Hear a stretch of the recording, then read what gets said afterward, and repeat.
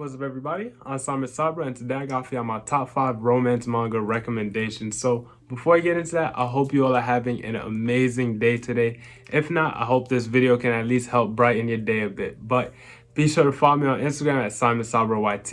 Link will always be down in the description. Also, be sure to leave a like, subscribe, hit that bell so you never miss an upload, all that good stuff. Also, make sure you comment down what's your favorite romance manga, maybe any romance manga you'd want to recommend to me, whether it's BL, GL, regular romance, anything in between. Go ahead, comment that down. But with all that out the way, let's just jump right into it.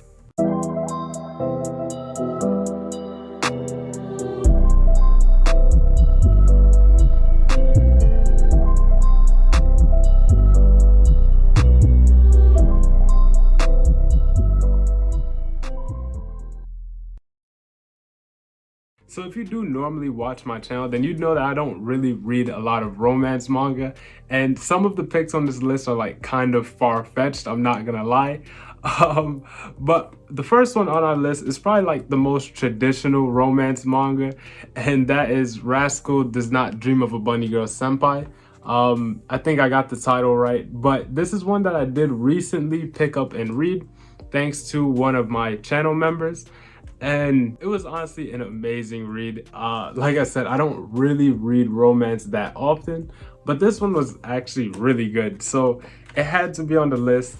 It is about the main character, Sakuta, who's not this guy, or this girl, I'm sorry, but her name is Mai, a very important character. But it's about our main character, Sakuta, who is this very normal looking guy. And the premise is that Mai here is invisible for a bunch of reasons that I'm not really going to go into. And she runs into our main character, Sakuta, while she's dressed as a bunny girl, hence the title. It's a bit of a clickbait title, I'll be honest. But from there, basically, nobody else is really able to see Mai apart from Sakuta and a couple of his friends, but the vast majority of people can't see her. And as the series progresses, less and less people can actually see her. So it kind of starts to develop into a romance in the sense of Sakuta is like the only person able to see and talk to Mai. And it's honestly really cutesy, especially like the ending, and honestly probably like just the last 20-30 pages or so. It gets like really cute and adorable, and honestly I did love it. I'm not even gonna lie, this is probably, well, if I count the other stuff on this list as like actual romance, this wouldn't be my favorite. But as far as like a regular romance, I guess this one is definitely my favorite. And honestly, this is the one I'd probably recommend the most off this list. If you have read Bunny Girl Senpai, comment down how you feel about it. I do plan on reading Petite Devil Senpai sometime soon.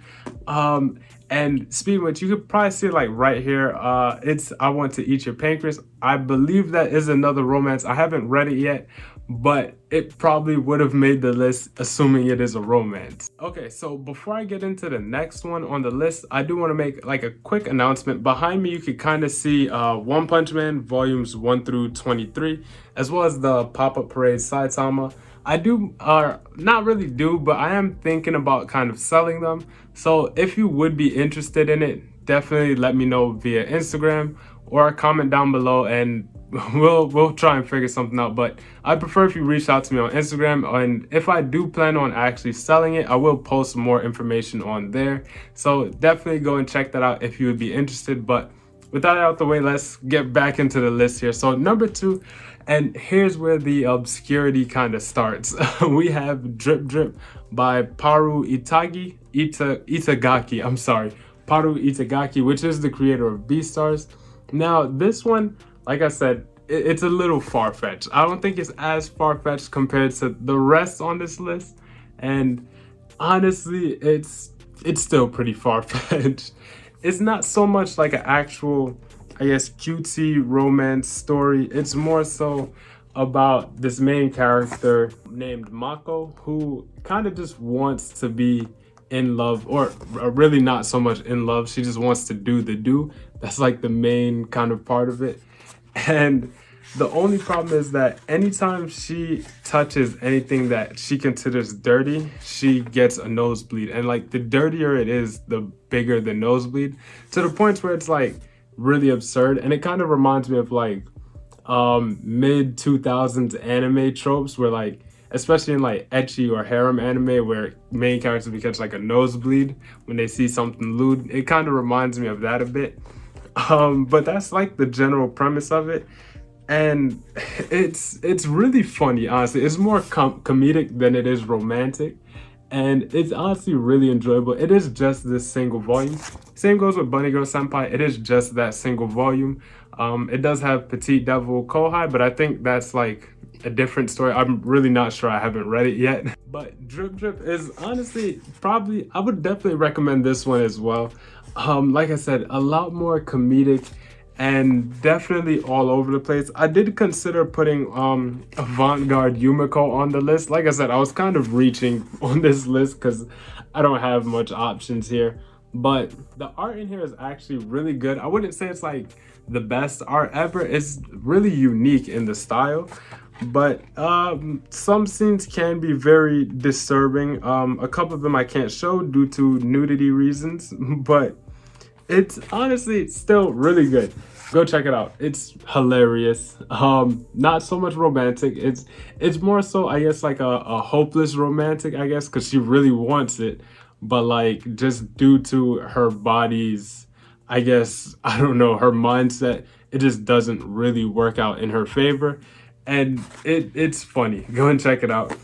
After that, I did have to put at least one of them on there. It is a BL, and honestly, this is the one that I don't think I give enough attention to normally, because like, as you can see back here, I have like all my BL manga just kind of stacked, and the one I was gonna go with was Liquor and Cigarettes, but I think I had Liquor and Cigarettes in at least like 4 or 5 different videos by now, so I didn't want to go with that one. I think I talk about it way too much. So then I thought about Boy Meets Maria, but I was like, no, let's not go with that one.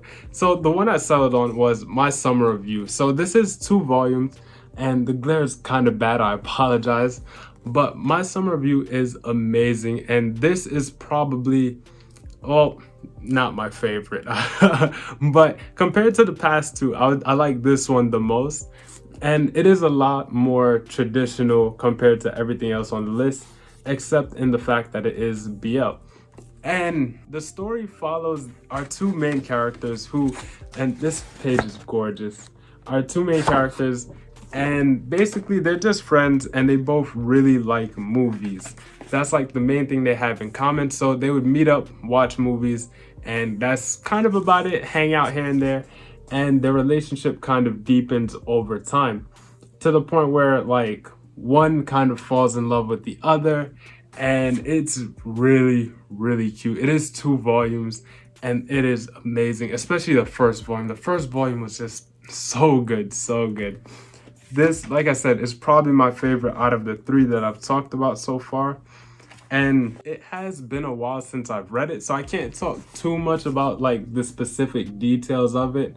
And I know that might not be like the most interesting thing to hear, but like I said, it is about these 2 guys and they both really love movies. So they just hang out over the summer, making movies, not making movies, but actually kind of living their summer out like a movie. That was kind of the premise of it, just overall having fun. And it is honestly just really cool, especially once you start to get into their backstories. It gets a lot deeper and not so much dark, but just a lot deeper and adds a lot more context to it. And it is so good. And like I said, especially like towards the end of the volume, it gets good. You kind of see me doing a bit of a dance here because it's exciting. Honestly, if there was one that I could like make you read, it would probably be this one. But after that, we do have 2 more picks, and this next one is one that I used to discredit a lot, but after the way that it ended, it is amazing. And I think, yeah, everything on this list is complete pretty much. Now, this one is the longest series on here. It is 10 volumes, and that is Gigant. Now, hold on. I know I said what I said about Gigant all throughout all of my videos, but Gigant is actually really good.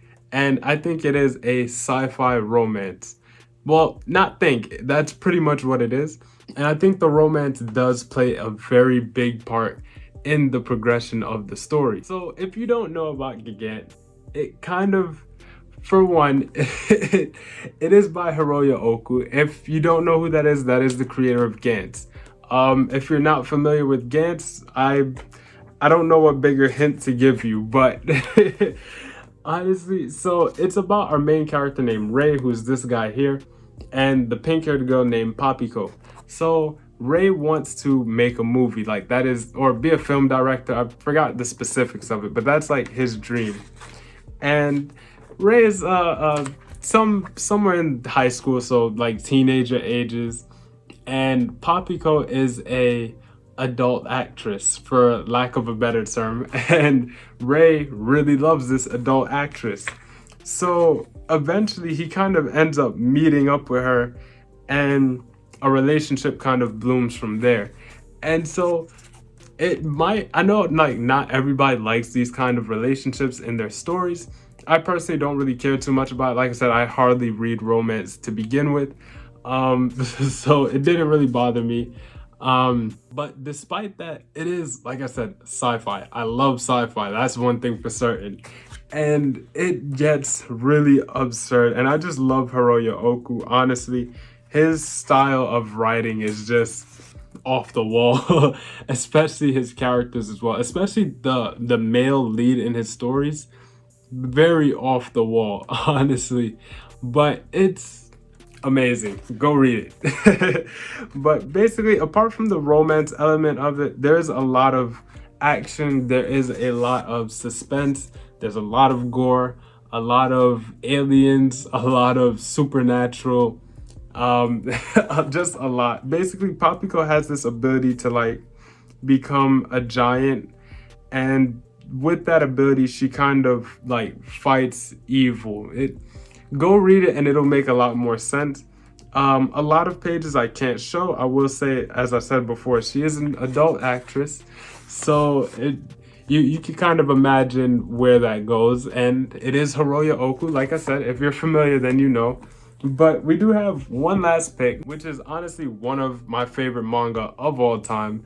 And before I'd call it a romance, I would more so call it a thriller, slice of life, coming of age. But it is still pretty much a romance, and that is The Flowers of Evil.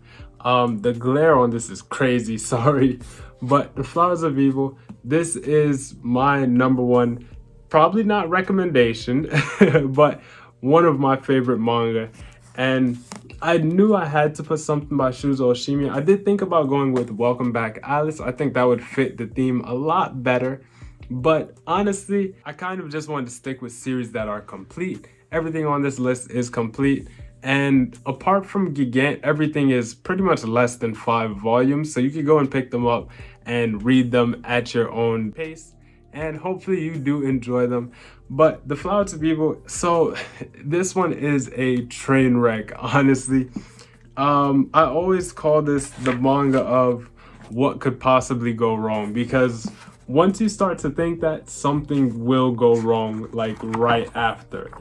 And that's like just a brief summary of the manga. Like, what could possibly go wrong? Boom, something goes wrong right after. But it's really hard for me to talk about this manga. It's a love triangle, and between 3, I want to say, high school students, and 2 of them are very, or rather, one is extremely perverted. The male character, who's the lead, is like, I guess, a closet pervert, but he doesn't really think of himself that way. He thinks of himself as like mightier than thou kind of person. And so the perverted female like pulls the perversion out of him and like brings it out of him. And then there's the other girl who's like, I'll just kind of show y'all their pictures once again. So when I say the perverted girl, it is her. I believe her name was Nakajima. Then this is our main character. I kind of forgot his name. Okay, so his name is actually, I think it was Seiki. No. So his name was Kasuga.